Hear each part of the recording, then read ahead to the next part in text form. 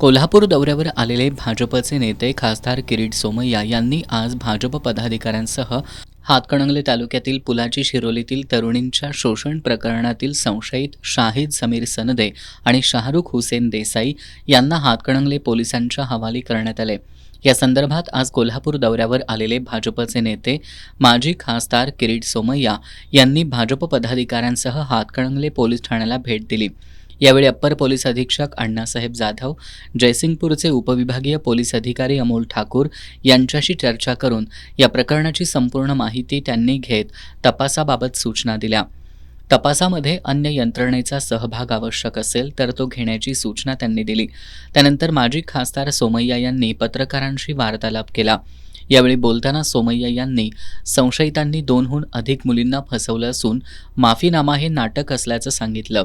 या प्रकरणासंदर्भात उच्च अधिकाऱ्यांशी चर्चा झाली असून अजून मोबाईल ॲप्स यांची तपासणी करायची आहे। महाराष्ट्रात एप्रिल महिन्यातलं हे 6वं प्रकरण लव्ह जिहादचं असल्याचं त्यांनी सांगितलं।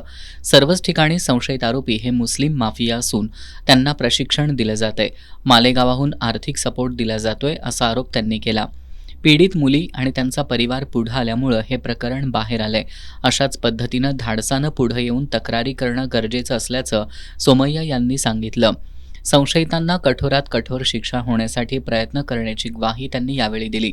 यावेळी आमदार अशोकराव माने, भाजपचे जिल्हाध्यक्ष विजय जाधव, जिल्हा सरचिटणीस शहाजी भोसले, शीतल हावळे, अमरसिंह पाटील, अमर इंगवले, बाळासाहेब गारे, कृष्णात करपे, दीपक यादव, अर्जुन चौगुले, संदीप तानवडे, विनोद खिल्लारी, रावसाहेब चौगुले, संजय नंदीवाले, संदीप कारंडे यांच्यासह भाजपचे पदाधिकारी उपस्थित होते।